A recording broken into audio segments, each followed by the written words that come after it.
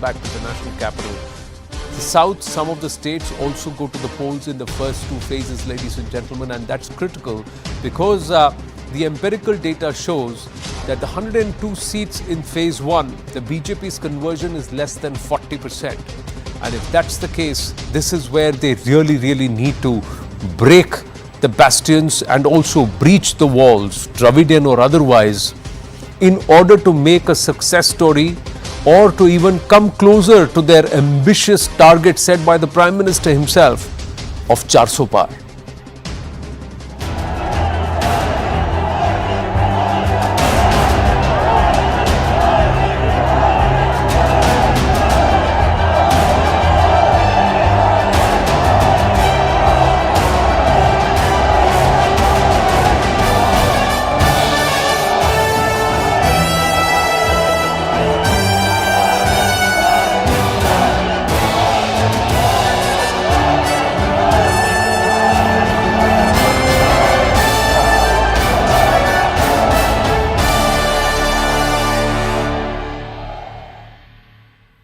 So there is a Namo handle on Twitter, Namo in Telugu, where the Prime Minister's speeches will now be translated in Telugu and be heard across Andhra and Telangana. There are gains in the News 18 mega opinion poll in Andhra and Telangana, but what's perhaps made everybody sit up and take notice is the gains indicated in the News 18 mega opinion poll in Tamil Nadu and the thrust of the Prime Minister towards Tamil Nadu over the last 5 years. This is not now, it's been happening for a while.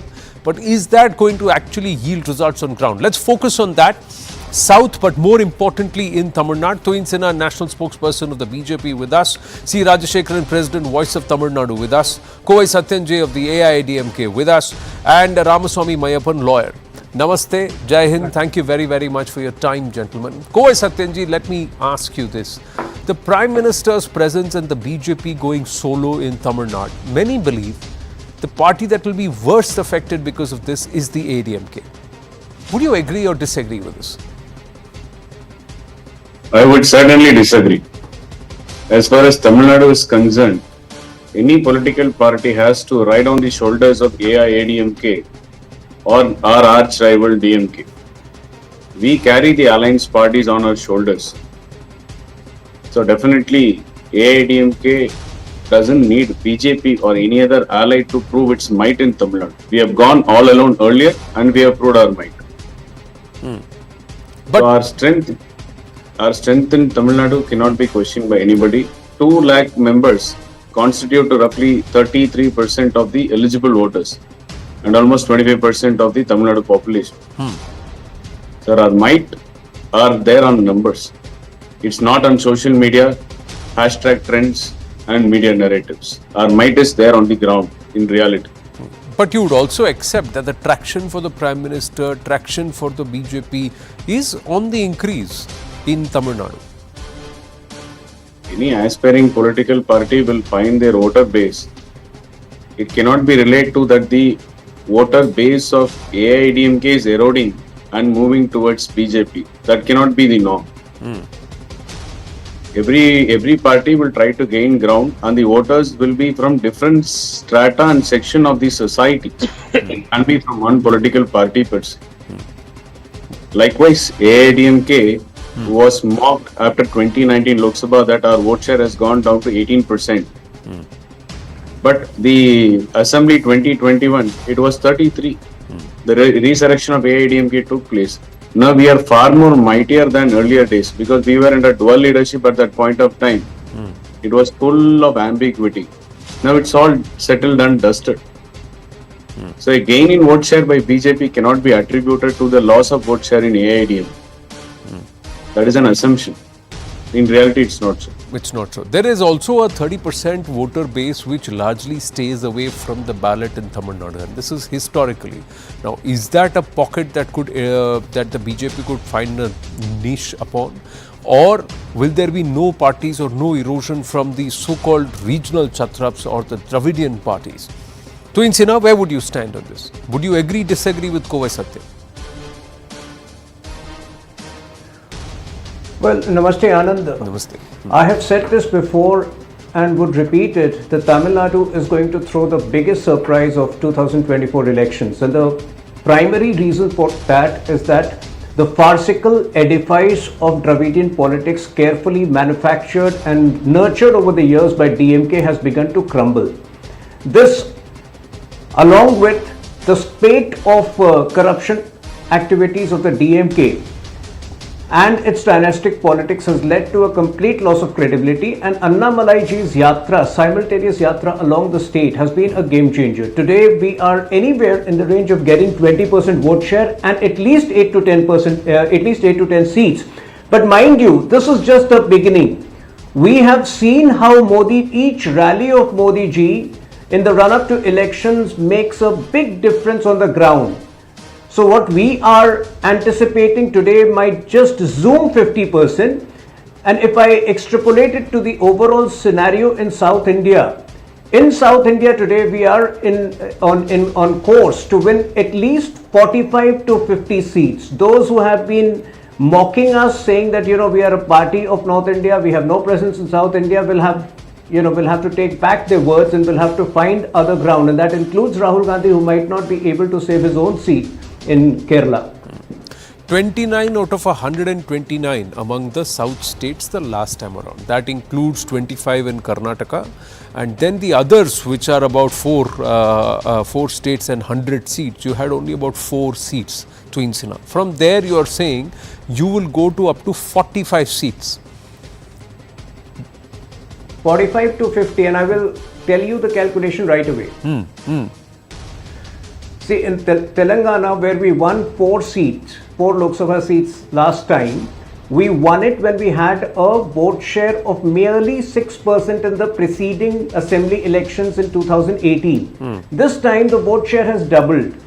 This time BRS, like DMK, has begun to crumble. So this time we are expecting at least 9 to 10 seats in Telangana itself. In Kerala, as of now, and all these figures are as of current date, in Kerala there are at least 2 to 3 constituencies where we are doing very well. We had a vote share of 32 to 33% in Thiruvananthapuram last time. This time that is only going to grow.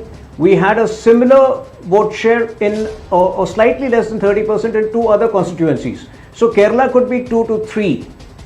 And we have a wonderful alliance in Andhra, where again we could get a couple of or possibly more seats. So I think we have put in a lot of efforts in South India, and that will reflect in the vote share and the number of seats we win from there. So you are saying these 40 seats or 45 seats will be over and above what you will get in Karnataka, or that is including perhaps what is projected that you will get about 20?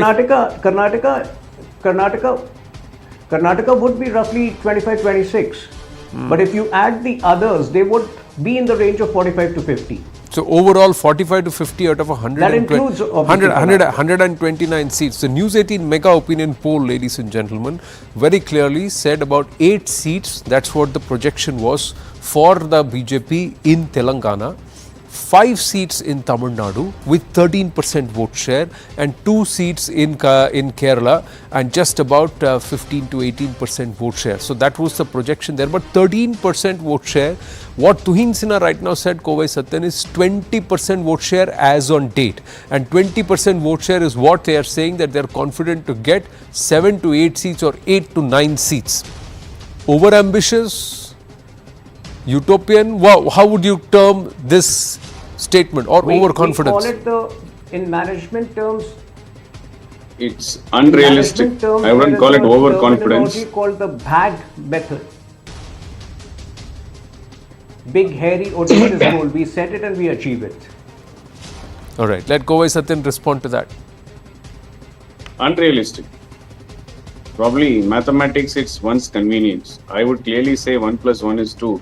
But BJP wants to say 1 plus 1 is not 2.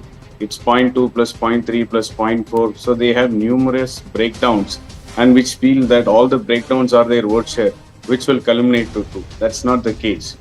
Let's understand, you conveniently left Maharashtra out and Odisha out. So if I include Maharashtra and Odisha, the number of is 207. And the strike rate has to be how much? 30%? To get the numbers what they are talking about, which has never happened in the history since independence. Okay, they have a base in Karnataka with 28 Lok Sabha Assembly. They say that they are going to sweep 25. That's indeed a huge number. Barring that state, you don't have any presence in any of the other states. You have to be dependent on your ally. In Andhra, you are tied up with TDP. Till last month, Mr. Naidu was seen as somebody as a scam-tainted person who is out on bail, and you have forged an alliance with him. How would your narrative "na khaunga, na khane dunga" will go well in Andhra then? You talk about you won 4 in Telangana, but the recent assembly, you couldn't beat Congress there in Telangana. And what has happened in the last 2-3 months that you claim that there is a shift of 9 seats for us in Telangana, 10 seats for us in Telangana out of 18, which means that your strike rate has to be 50% in Telangana. So let's have some logic while we approach the numbers, whether it is vote share or whether it is change of dynamics. What is your narrative to claim that I am going to have a strike rate of 50 or a 30% in XYZ states? Is it convincing? It is not convincing. So let's talk with some facts and figures and Quick reality. rebuttal to Insina before I bring in C. Rajashekharan and Ramaswamy Mayappan. Well, the overarching theme everywhere is Viksit Bharat. But yes, each state has separate issues. In Tamil Nadu, for instance, the unending corruption and the hate politics of DMK is a core issue. In neighboring Kerala, the left and Congress have destroyed, they have put a halt to Kerala's development for decades now, and Kerala is looking for a change.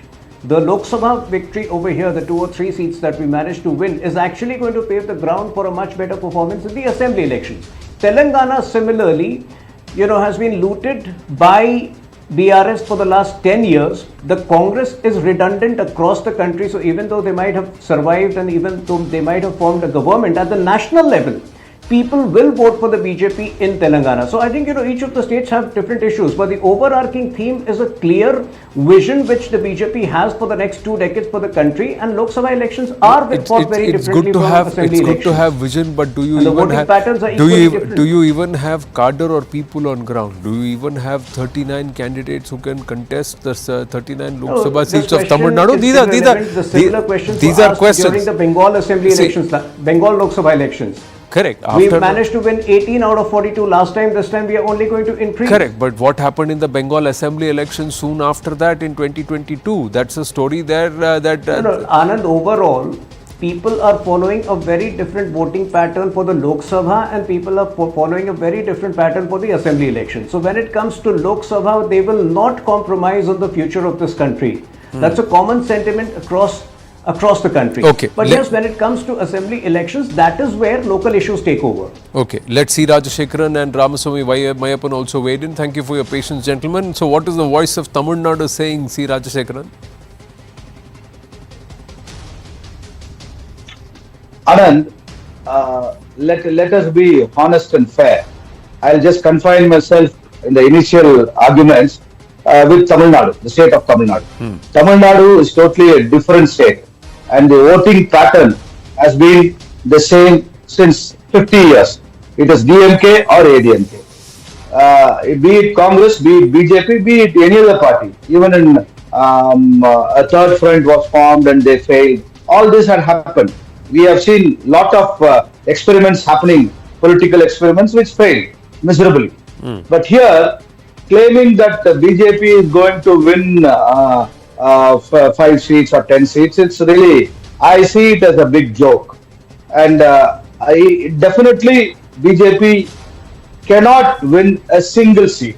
I can give it in writing. I will give an affidavit. So the prime Yenmakkal Padayatra, the prime minister, the Paladam turnout, the Kovai turnout for the prime minister, the Chennai turnout for the prime minister, all that without the ADMK alliance or their ADMK cadre being present there is not, does not showcase anything, is not symbolize. I'll tell you, pulling crowd for a rally and bringing crowd, transporting crowd for a big rally or a roadshow is not going to fetch any votes in the elections. Let us be honest.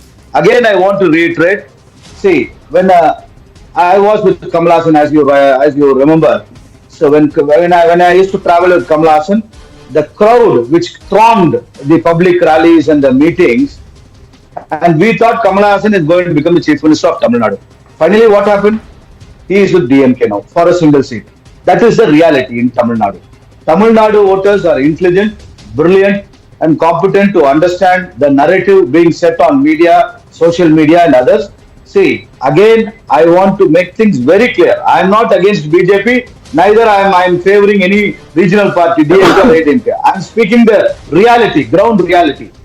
The ground reality is 10 years of anti-incumbency is going to go against BJP in Tamil Nadu for all the wrong reasons which they have done to Tamil Nadu. Aims, they had announced 11 aims to be built, not even one has come up. Point number one. Point number two, farmers issue. Point number three, the floods. All this will definitely make an impact in the elections. So the funds, the GST, all. No, I'll tell you. Please allow me. See, I'm not saying. See, the popularity of Prime Minister Modi. I'm not belittling his popularity. He is popular in the northern states. He is popular in central India, but definitely he is popular to the extent of BJP cadres, not with the mass, not with the voter base of Tamil Nadu. Okay. It is either ADMK or DMK in spite of the absence of Karnataka and Madam Jayalalitha. Okay. Late Kalanger and Madam Jayalalitha. It is advantage DMK as on date. Of course, ADMK, they have to stitch their alliance. We are waiting what they are going to do. And it's too hypothetical to say that they will lose all the seats. It's not fair also. Right. Let them come out with their alliance partners and announce the candidates. The candidates also matters. See, in BJP, the problem is you all talk about a man who is called, you are blowing it out of proportion by saying that Annamalai is a superman, he's a superhero. He's nobody. He is just an SP rank officer helicoptered into Tamil Nadu politics, and he has antagonized all his colleagues in BJP. He has the arrogance and the language used by him with the press and media people is sufficient that BJP will lose elections. Because he has not done the Padayatra. You are entitled to your. No, I have nothing. See, no, you have nothing, but you have everything. You are not supporting anybody, but you are backing nobody. Yet you are having a very, very opinionated point of view, Mr. Rajashekaran. You are very.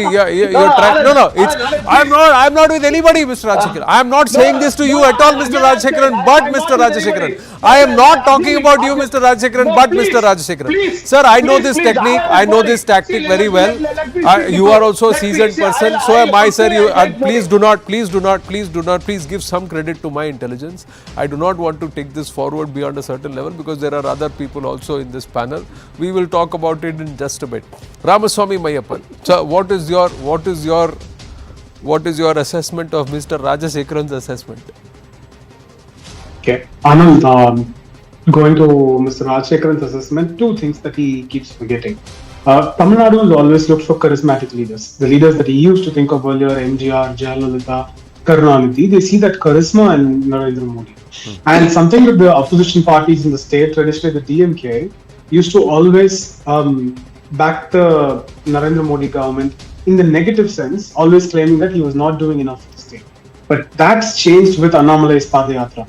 You were a witness to Annamalai's Padayatra on a couple of the occasions. No, you've seen how the crowd thronged. He didn't interrupt you. You don't interrupt him. Let him come. Yeah. How the crowd thronged, what they got and what they anticipated. And in terms of the anticipation, let me say this. People in Tamil Nadu, compared to some of the other states, are more aspirational to different things. When I say that, the economic indicators in the state is slightly different to the northern states. So the aspiration here is for better opportunities academically, better opportunities professionally. So which the Narendra Modi government has brought? The defense corridor here, the academic corridors here. Aims may be in development, but it's already functional at the Ramanathapuram Medical College. Similar post-secondary institutions, the grants that have come here in terms of infrastructure development, the highways, the overpasses, even take for a moment the stormwater drain system in Chennai. The corporation is funded by a loan guaranteed by the Government of India through the Asian Development Bank and by a fund sanctioned by the Government of India, not by the state or not by the Corporation of Chennai. And let's take the floods. Everyone keeps discussing the floods. The first minister to be there is not the state minister. Nirmala Sitharamanji was the first person who landed on the ground, who was there in South Tamil Nadu, who met the people in person, consoled them, provided them immediate assistance, brought the defense forces here, brought the NDRF. They were at work. And the immediate grant of the money that were available, at least on the NDRF fund and the state SDRF funds, were through the central funding. It's not that the state granted. Even today, I know for the Ambattur industries in northern part of Tamil Nadu near Chennai have not received their funds that the state government keeps claiming that they will provide as grant. But they keep claiming the central government will have to provide grants for losses. Even assessment has not been done by the state. Anand, what's happening in Tamil Nadu is BJP's fight is towards the change of their perception in Tamil Nadu state. It's not towards winning any election seats or representing the people of Tamil Nadu. So far, any national party for that matter were seen as an alien in Tamil Nadu. So that's why in 1967 ke baad, almost 500 decades, no national party could make a comeback in the state of Tamil Nadu. So what's happening is they're fighting a perception battle. The winner of that perception battle, the son of the soil tag was given to Annamalai, and he's trying his level best to break the perception that BJP Tamil Nadu indeed is a part of the society fabric and culture in Tamil Nadu. So any numbers quantifying from local body elections is not going to extrapolate for the Lok Sabha elections. Voting patterns are different, scenarios are different, agendas are different. If they want to talk about development, I'll give one example. In 2030, the higher education enrollment target set by BJP for the entire nation is 30%. Tamil Nadu is already at 52%. You talk about social development metrics or human development metrics, Tamil Nadu leads in all the fronts in whatever parameter you want to challenge. So this masala of development, this masala of taking the nation forward, it's all done and dusted in Tamil Nadu because people of Tamil Nadu are very well aware. You cannot question the patriotic feel of a Tamilian. History will say how patriotic we are when it comes to the nation. But you somewhere, certainly can't question development in Tamil Nadu because there are metrics which will show that people who have ruled Tamil Nadu, particularly AIDMK, 32 years out of 50 years of its inception, but somewhere, has done a phenomenal good work. But somewhere would you not concede that if the DMK is the party to beat in Tamil Nadu currently, ADMK is not the challenger, not the only challenger.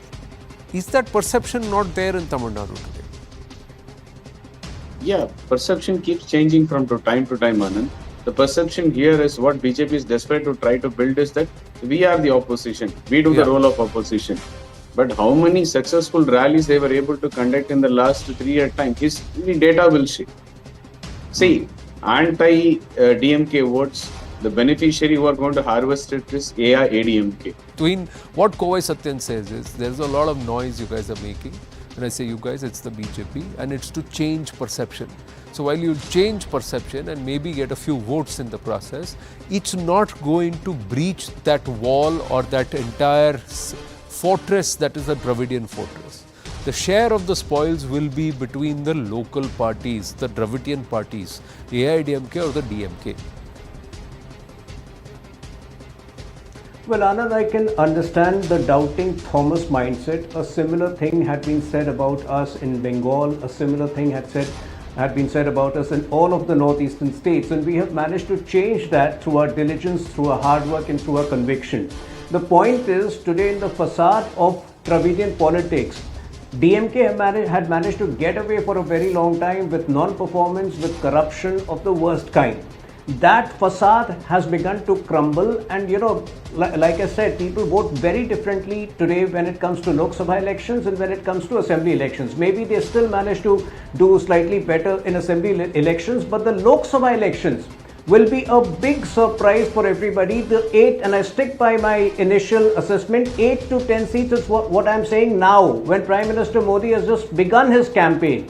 2 months is a very long time to further accelerate it upwards, and Tamil Nadu will be a game changer for 2024. There is this one thing that everybody needs to understand. Bengal is not Tamil Nadu and Tamil Nadu is not Bengal.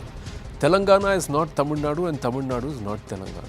Andhra Pradesh is not Tamil Nadu and Tamil Nadu is not Andhra Pradesh. Tamil Nadu is not Kerala and Kerala is not Tamil Nadu. And Tamil Nadu certainly is not Karnataka, because what is there in Karnataka is not there in Tamil Nadu. So this is something which everybody needs to understand. The Tamil people or the people of Tamil Nadu, there is a core voter base for some of the parties, and that's about 20 to 22%. Everybody can deep dive and see. The two basic parties, the strong parties, their core voter base, no matter what they will vote for them, is about 22%. For the ADMK, it slipped to 18, but it's about 22%. So overall about 44%. There is still about a 60%, 65% or a 60%, or 50 to 55%, let's say a 50 to 55% voter base which swings one way or the other or does not vote at all. What are they thinking is going to be critical? Will Tamil Nadu after Lok Sabha 2024 become a three-party scenario state? That's the big question.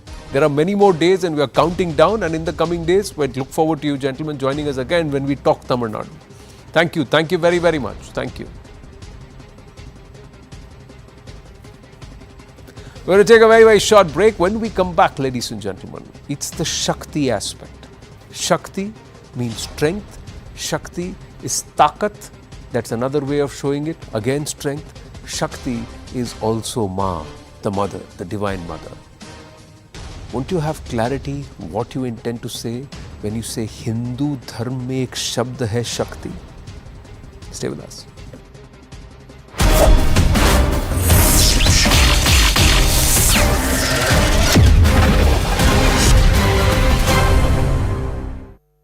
Co-powered by of the Lok Sabha elections 2024, with the number of voters, women voters increasing, large number of women now stepping out into those fields where they have never entered before. This comment of Rahul Gandhi is now getting this color which has been given by the BJP of him being an anti-women's mindset. That, along with an anti-Hindu mindset narrative against Rahul Gandhi and the Congress party, can hurt it politically. So yet another slogan which has now been taken up by the BJP at a time where every political party is now trying to woo the woman card. Rahul Gandhi has been a controversial child when it comes to his language. In the recent past, many of his comments has made things difficult for his party. Remember, recently he had told the crowd during the Bharat Jodo Nyaya Yatra that look, the PM wants you to chant Jai Shri Ram because he doesn't want your attention to be focused on unemployment, on rising prices. Also remember, during the Kashi leg, he had said that when I went there, I found a large number of women, a large number of youth who were drunk, and this is again his dig at the Kashi corridor. These are emotive moments. Post Ram Mandir Pran Pratishtha, this has become a strong issue by the BJP to try and build up a thread across the country. The fact that the Congress decided to miss the Pran Pratishtha is also something which has gone against them.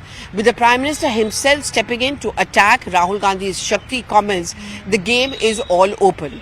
The BJP, of course, is being countered by the Congress party, where the Congress is repeatedly saying, and in fact led by the Congress president himself, that what Rahul Gandhi was talking about is the Shakti of the BJP, and that Shakti is the ED, the CBI, the other investigative arms, and also the EVMs. And this is what we are fighting against, because we want to fight for the rights of the people and against rising prices as well as unemployment. Unfortunately, in politics, words will have to matter a lot, and they do matter a lot.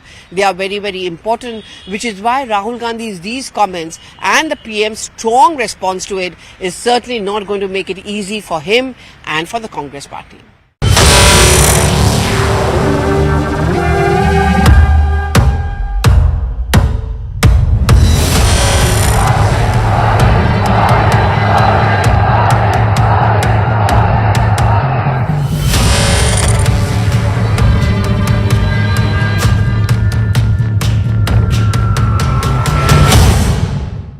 Hindu धर्म में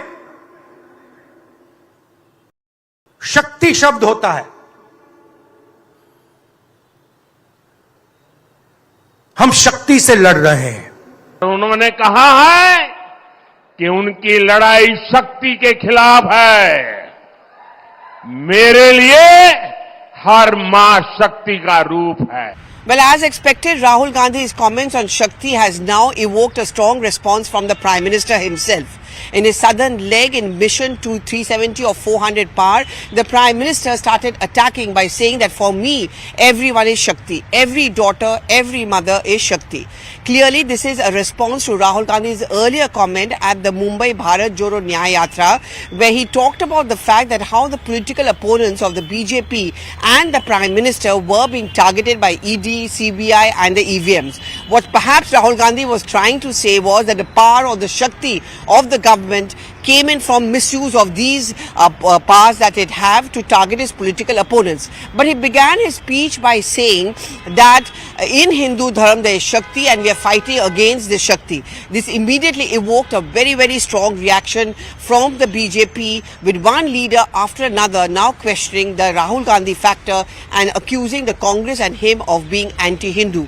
But more than that, his comment about fighting against Shakti also earned him the tag of being a misogynist. That's exactly what the Prime Minister has played on when he said that for me, every daughter, every mother is Shakti, clearly is reaching out to women empowerment. As we all know, Nari Shakti, women empowerment, is at the crux of the Lok Sabha elections 2024.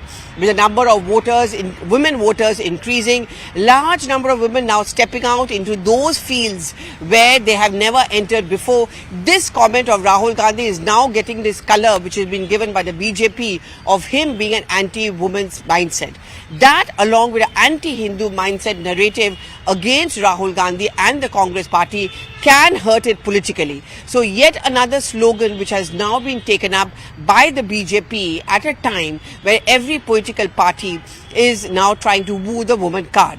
Rahul Gandhi has been a controversial child when it comes to his language. In the recent past, many of his comments has made things difficult for his party. Remember, recently he had told the crowd during the Bharat Jodo Nyaya Yatra that look, the PM wants you to chant Jai Shri Ram because he doesn't want your attention to be focused on unemployment, on rising prices. Also remember, during the Kashi leg, he had said that when I went there, I found a large number of women, a large number of youth who were drunk, and this is again his dig at the Kashi corridor. These are emotive moments. Post Ram Mandir Pran Pratishtha, this has become a strong issue by the BJP to try and build up a thread across the country. The fact that the Congress decided to miss the Pran Pratishtha is also something which has gone against them. With the Prime Minister himself stepping in to attack Rahul Gandhi's Shakti comments, the game is all open. The BJP, of course, is being countered by the Congress party, where the Congress is repeatedly saying, and in fact led by the Congress.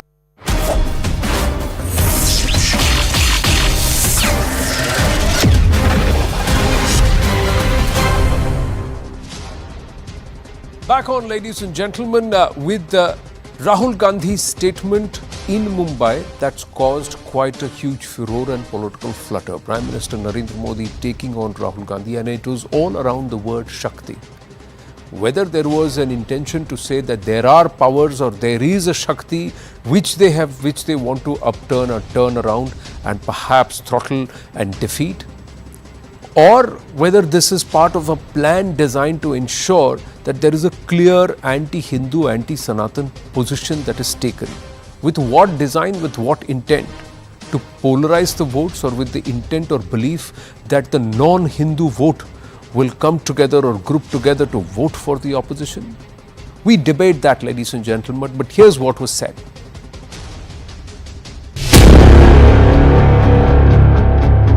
Hindu धर्म में शक्ति शब्द होता है।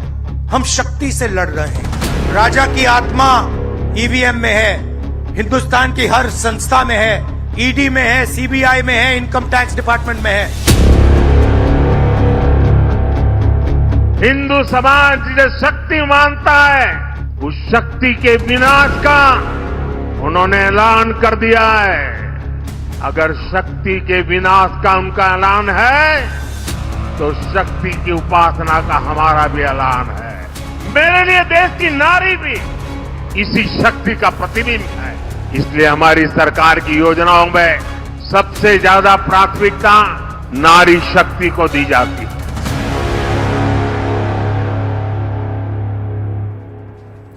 To Insinna, national spokesperson of the BJP stays with us. Kamru Chaudhary, political analyst, leans towards the Congress party with us. Vivek Srivastava, leader on the left with us. Abhijit Iyer Mitra, senior fellow, Institute of Peace and Conflict Studies. Namaste and Jai Hind to everybody.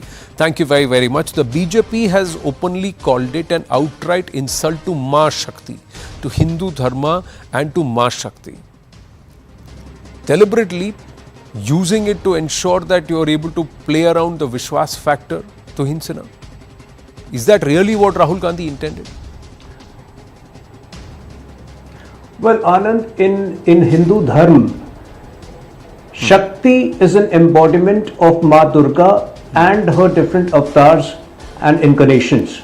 So when somebody says Hindu धर्म एक शब्द है शक्ति और हमारी लड़ाई उसके खिलाफ है, that is very clearly an intention to attack the Hindu religion. I don't think there is any other way to interpret that. It was a very direct attack, and probably it was a coming out moment for Rahul Gandhi, because if you go back 15 or 16 months, Father Ponappa had used exactly those words in his meeting with Rahul Gandhi, that they worship Shakti and we don't relate with it, if you recall that. 6 months ago, Rahul Gandhi had made another attack where he says मूर्तियों में जान नहीं होती और मोदी जी के जो मंत्री हैं वो मूर्तियों के समान होते हैं. So the मूर्तिs being निर्जीव was another attack of Rahul Gandhi, and finally this is a very direct thing. So in a country where we worship every woman, be it a mother, daughter or a sister, as an embodiment of Shakti, as Prime Minister Modi ji has very clearly put out, I think Rahul Gandhi's comment was not only anti-Hindu, it was also absurdly misogynistic. And you know, there are indications which have been coming out throughout. If you look at it, subtle messaging. Bharat Jodo Nyay Yatra had become Bharat Jodo Nyay Manzil.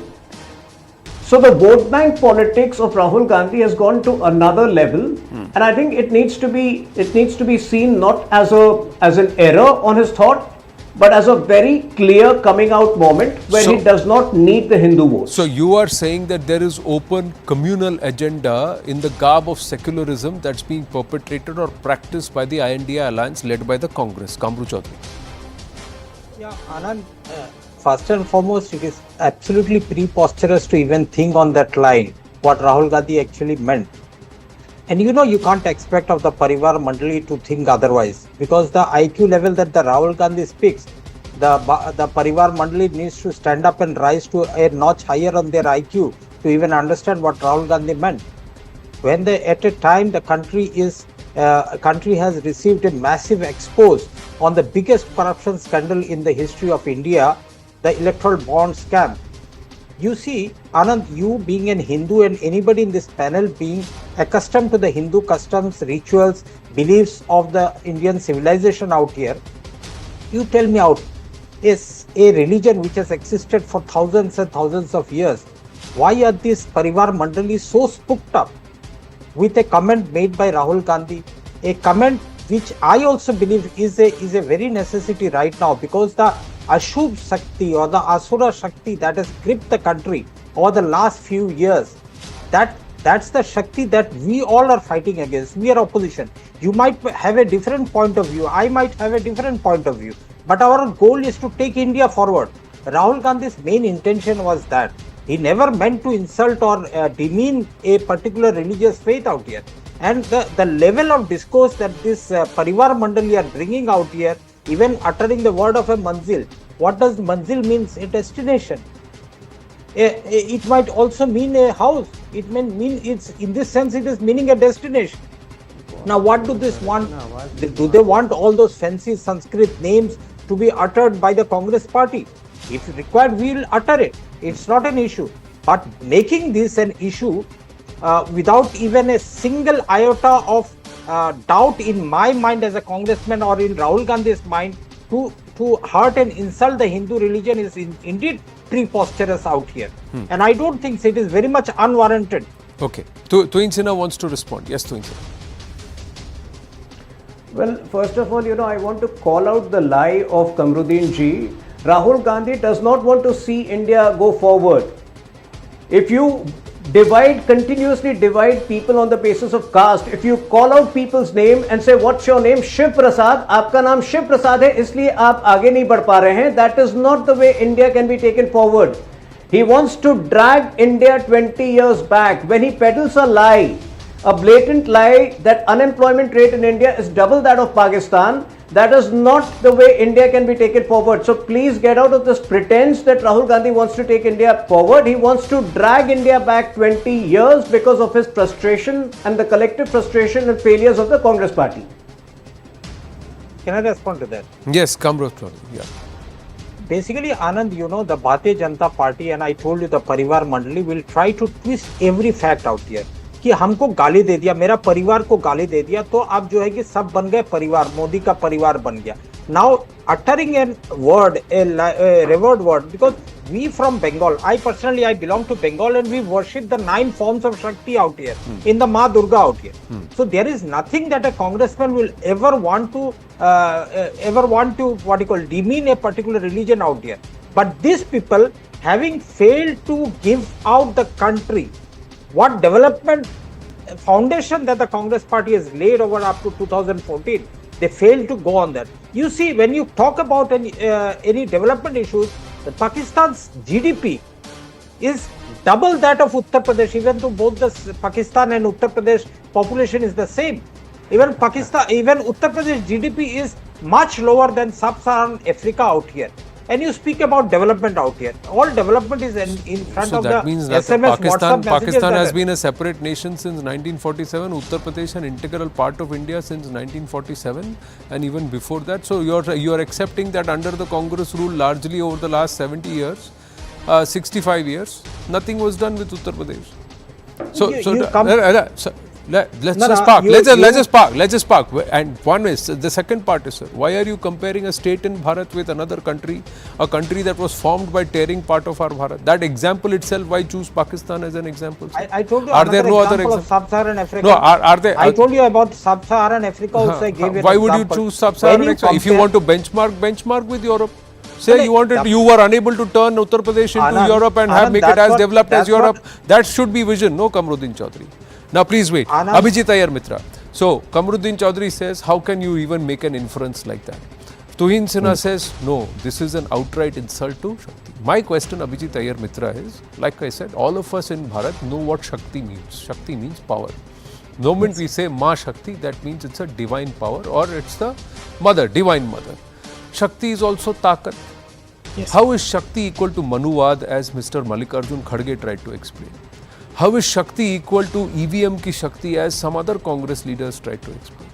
And however this is, why would Mr. Rahul Gandhi have to say Hindu dharma mein ek shabd hai Shakti? So you see, Anand, this is the problem. Rahul Gandhi, despite his hatred for teleprompters, is the walking, talking mascot of a teleprompter company. He really, if a teleprompter company wants to sell its products in India, they should use Mr. Rahul Gandhi as their mascot. Nobody has required a teleprompter or filters on their speech more than Mr. Rahul Gandhi does. Now understand, he has very specifically, here is the chain of events. He meets Father George Ponnaiya, who says our God is a true God. He is not like Shakti or whatever. Did he protest that? No.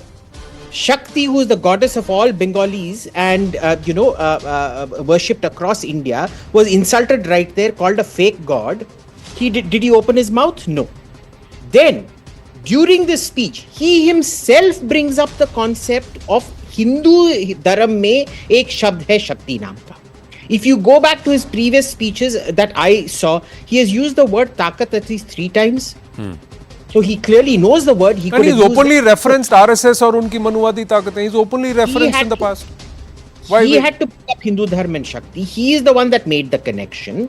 And then Mallikarjun Kharge then has to weave all these fantastical stories, which Kamru also now has to weave, in order to explain this away. Do you remember, Anand, what happened with Alu Sona? He made that joke about Modi, but it ricocheted back on him so badly. This is a man who does not learn from his mistakes. He does not listen to people. He does not learn. And fundamentally, when you aggregate all the episodes of what has happened with him and his refusal to condemn Udayanidhi Stalin and A. Raja over their disgusting comments, this boy is a pathological Hindu hater, and he is also a misogynist. It is a completely misogynistic view, because in the Hindu faith, Shakti is the embodiment of all feminine power. She is the aggregator of all feminine power. The man is a pathological anti-Hindu. He has been raised as a pathological anti-Hindu. And he claims, if you remember in some interview, he claimed, "Aap kisko puja karte hain? Maine Shivji ka photo rakha hai isme." Now, Shakti is the feminine energy of Shiva. He worships Shiva, and he didn't know what the connotation would be. What was the need to bring out Shakti? Shakti isn't even a term we use in normal day-to-day lingo. Now let me ask our good friend Vivek Srivastava, where do you stand on this? One of the aspects is you are a left leader, so Yes. Ideologically you're supposed to be atheist. Yes. The left lean towards no religion. Absolutely, So- there is no place of religion in society and in politics especially. But however, when we are in a democratic country and religion is a major issue, people can worship whoever they want to worship, whatever they want to follow. That is their freedom of choice, which our constitution ensures.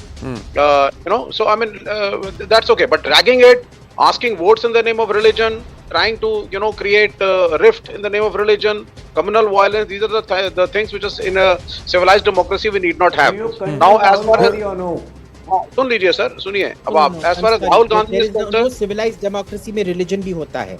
There are Christian Democrats in Europe. you put it in your Israel personal is a life. fully functioning democracy. Okay, let him Religion- speak. Let him speak. You Gentlemen, need to please, understand give him his 2 minutes. Give him his 2 minutes and then rebut. You are Give him under his- the Sangh Parivar, give him- under the Sangh Parivar, you are becoming an uncivilized democracy when you wield swords which are more than the permissible 6 inches, and you go in front of mosques, play loud DJs on Hanuman Jayanti day in Jahangirpuri, and when violence occurs, we were the first people to visit over there and try to sort it out. So we are becoming an uncivilized democracy, courtesy the BJP and the RSS and the Marwari Listen approach. to how he's We are very insulting clear. Hinduism. Hindus playing it's Hanuman okay. Chalisa on Hanuman Jayanti, according to him, is communal.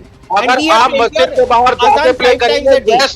yes, I will say it and I'll say it again and again if you do it. Okay, And I'll now say we are the same digressing. thing. We are No, digressing. Vivek, No, your leaders Vivek want to Srivastava keep and on Abhijit going Iyer and Mitra, we are 100% digressing. We are digressing, and Vivek Srivastava, stick to the Yes, the I'll issue, come to sir. the point. Because if you The issue is- deviate, sir, then you will Absolutely, I derail. won't.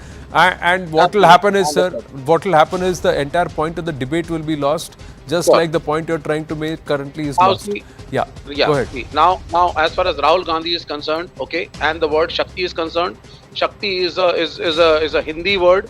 Shakti means power, energy. There are many other meanings of it. We can check it out into the dictionary. And there was a serial called Shaktiman for kids. There is a man who is endowed with some superpower, so you call him Shaktiman. So Shakti is a very generic word. Where I feel there could have been a slip of tongue is that instead of saying Hindi mein ek shabd hai Shakti, he said in the Hindu religion there is a word called Shakti. That is perhaps the only slip of Okay, tongue that would 1 minute. happen. Vivek Srivastava. Vivek Yes. Srivastava, somebody who's an MP since 2004, somebody Yes. who's pushing 60 years age, will Yes. you are willing to still say that Hindi and Hindu dharma can be slip of tongue?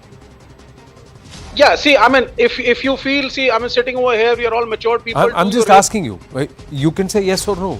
You're See, willing the to flow- give somebody, the flow- somebody. yes, You're the willing flow- to. You're willing to give somebody who aspires to one day be the prime minister of our country. That's the benefit of doubt, saying it's a slip of tongue if you are confused between Hindi and Hindu dharma. If you were to say Hindi and Hindu may slip of tongue, one would give it. But Hindi and Hindu dharma is a slip of tongue. There is no intention on the part of INDIA or the Congress party or anybody to slang any religion, because ultimately we are in democracy. Sir, Everybody needs votes. what did and nobody Mr. is going to Udayanidhi create a Stalin do? controversy. What have Mr. Andimuthu Raja done? What Yes, has it's Swami super- Prasad it's Maurya super- done? What has Mr. Rahul Gandhi done? What has Mr. Priyank Kharge done? And they are your allies. You have allied with them. You have allied with them. Absolutely. Tuin Sinha, respond. Absolutely. 1 minute, sir. I'll come back to you. Tuin Sinha, and then Vivek, you can rebut him. Yeah. Well, Anand, those people who are not able to see the overt notoriety in Rahul Gandhi's comments yesterday are clearly guilty of intellectual dishonesty and being economical with the truth. Like I mentioned to you, you go back 15 months and that was exactly the conversation that Rahul Gandhi had with Father Ponappa. So no, it was not a slip of tongue. It was a very conscious sentiment he had been inculcating in himself for the last several months. And even now, if he feels that that was a slip of tongue, he needs to profusely apologize to the Hindu community and to the people of this country. No, See, absolutely not. I need No, to no, revert no, to 10 seconds. Oh, okay, one minute. Yes, One of yes, the no. points raised is No, who are you to decide? Absolutely not. one of the points raised You is have that condoned if you comments have of if DMK you have leaders said throughout, so you have not no if you moral have authority said to comment on it, till Mr. date Srivastava. neither Mr. Andimuthu Raja nor Mr. Udayanidhi Stalin nor Mr. Rahul Gandhi have ever apologized, because so brazen has been the fact that Mr. Rahul Gandhi has even told the courts, I don't need to apologize and I will not apologize, and that's been made a virtue of. So that's where it stands. Even in this case, it was sentiment for the Hindus. The BJP raised it. You may say that the opposition may say they have totally misinterpreted it and they're just Rai ka pada bana rahe, making a mountain of a molehill. That could be your argument. But the fact is, has that clarification come from Mr. Rahul Gandhi yet, Kamruddin Chaudhary? It's not. No, Anand, basically Rahul Gandhi will clarify or not, because I am not a spokesperson of Rahul Gandhi out here. I told you what I felt, what any Indian will be feeling out here, that there is of course an Ashub Shakti, an Asura Shakti out here in the country, which needs to be defeated in this 2024. That's my viewpoint, my party's viewpoint. We need to. No, that's okay. That's no. Kamruddin Chaudhary, Mr. Rahul Gandhi has said this about Hindu Dharma and a word called Shakti, and you believe that you don't think it's important for him to clarify. But Okay, had this statement been about any other non-Hindu deity, religion, prophet, or teacher, or religious person, what would have been the reaction, sir? And had it not been... Would you then have not sought an immediate clarification, apology, cases to be filed, etc., etc., etc.? Can I have 10 seconds? Please, sir. Take Don't. I'm giving you an example. Don't link this with being whataboutery out here. An ex-governor who belongs from West Bengal, he says that the criteria of deciding the citizenship of India should be tested clinically, whether that man is circumcised or not. Do you accept such type of statement from a BJP leader of the top order of the Bengal BJP out here? When the Home Minister of the country says that we will do this, we will do that. The vilifying a particular religion, as Chief Minister of a particular state says that the othering in my state will be complete. We don't need any Mia votes out here. You spook a particular religion that way. But Rahul Gandhi speaking about Shakti means speaking about the Asura Shakti that has gripped the country, which needs Did he say it? Why did he say Hindu Dharma mein ek word Shakti hai, and I want to get rid of that Shakti? No. Now you are going word by word. So did he say? Has he ever said कि Islam धर्म में एक शब्द है, और has he said Christian धर्म में एक शब्द है?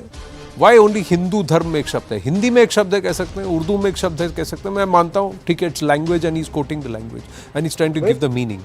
But did he? Clarification. Has it come, sir? It's more than it's nearly 24 hours. It's not yet come. Abhijit Iyer Mitra. Look, it's pointless expecting anything from these people. They will just keep twisting. The problem is the cumulative pronouncements by this entire India alliance just prove one thing, and the fact that no other alliance partner or party leader is willing to condemn any of this just shows you they are pathologically anti-Hindu. They can all come here and make whatever excuses they want. But are they pathologically anti-Hindu, Abhijit Iyer Mitra? Let me ask you, or are they very by design, in a planned manner, deliberately abusing or abusing Hindutva and various aspects of it to ensure there is a counter polarization and the non-Hindu votes consolidate in their favor? Shakti is and if that's the case, then whose agenda is communal then? And if that's the case, is that not an outright insult to all the non-Hindu Bharatiya here, saying that if you are non-Hindu, you are already bigoted, and that's why I am wooing you?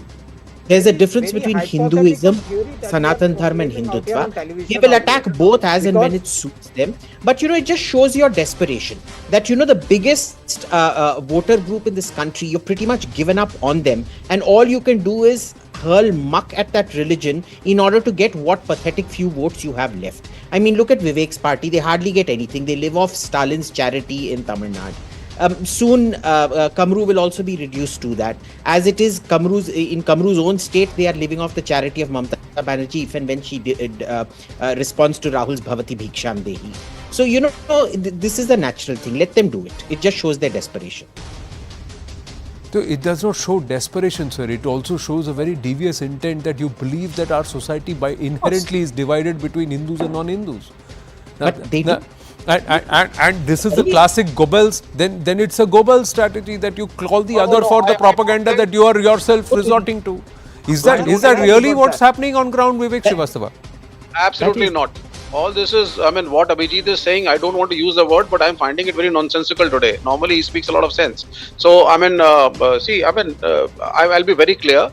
See, Shakti can be constructive, Shakti can be destructive. That is why I'm saying. He used the word Shakti. You have to see it in the right context. I feel the Shakti of the BJP as a political party is destructive. I feel the Shakti of the RSS is destructive in nature. Yes, Hindi would have been a better word. That's about it. I mean, where does attacking a religion come into picture? I mean, it doesn't come into picture. Yeah. Okay. So deliberately trying to misconstrue and attach intention to what is a slip of tongue. Yes. Let me explain it to them in the simplest of manner possible. If Rahul Gandhi had said in Christianity there is a word called power and my fight is against that power, would that have not offended the Christian community? So I don't know why these two people are pretending not to understand the importance or not to understand the seriousness of what Rahul Gandhi has said. Anyway, the larger point, Anand, the Indie Alliance and Congress in particular are not fighting these elections to win. They are fighting these elections to merely survive, and Congress to, just about manage to retain 40 odd seats. So their vote bank, their audience is very clearly defined in their minds. And I say this with full responsibility that Congress party is the modern day Muslim League. I don't want to go way back till 2005 and refer to the affidavit where they disowned Bhagwan Ram. But just 6 months back, when Rahul Gandhi was abroad, he certified IUML as a perfectly secular party. A few weeks later, where IUML took out processions in Kerala, calling for slaughter of Hindus outside temples, should he not have withdrawn the certificate? Should he not have condemned it? So I think, these people are fundamentally anti-Hindu today, and the reason is they know the reality. They're barely managing to survive and managing to retain 40 odd. We are against Hindutva, we are not against Hindu religion. We are against Hindutva, the Hindutva of BJP. But then Mr. Vivek Srivastava, since you are a left leader, you are supposed to be an atheist. Don't talk on religious matters because you don't even know what Hindutva is. Hindutva is being Hindu, sir. Hindutva is Hinduness. Just like your breathing. That's why you are living. So if you don't know the meaning of Hindutva, sir, please tell. As a practicing Hindu, for you to insult the word and to misinterpret Twa is an affront to every practicing Hindu. So please mind your words when you try to define Hindutva as per your convenience. You are not as per your political ideology allowed to define any religious faith. So don't attach any meaning to it without understanding what Hindutva actually is, sir. And I'm going to pause there. Please mind it. Thank you very, very much. Thank you very much to all our panelists. We've run out of time. Winding up this edition of The Right Stand, brass tacks follows.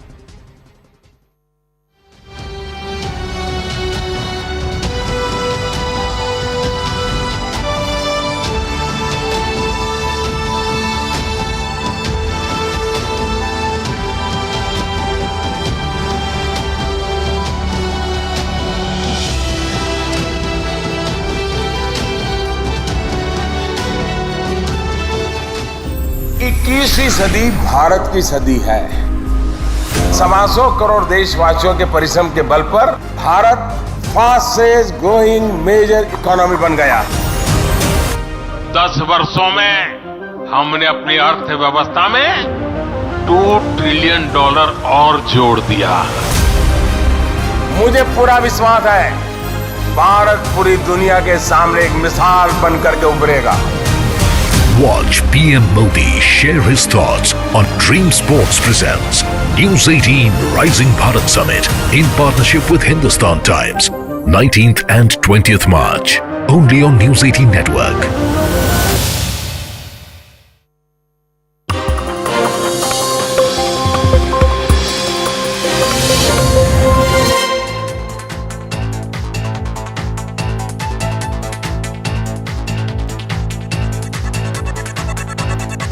So Hello, welcome to Brass Tacks. I'm Zaka Jacob. Prime Minister Modi is continuing with his South India tour. He was in Jagtial in Telangana this morning, followed by Shimoga in Karnataka, and then ended the day with a roadshow in Coimbatore in Tamil Nadu. Tomorrow there's going to be another roadshow in Palakkad, followed by a public meeting in Salem. Now, this is the 20th visit by the Prime Minister to the South since January, since the beginning of this year. Clearly, there is a big southern push by the BJP for its Mission 370. But how much of this is hype and how much of it is realistic? After all, the electoral history of the South has shown that outside of Karnataka, the BJP has struggled to gain a foothold. Out of the 129 seats in the South in the 2019 Lok Sabha elections, they had just 29, 25 of which came from Karnataka. So, will 2024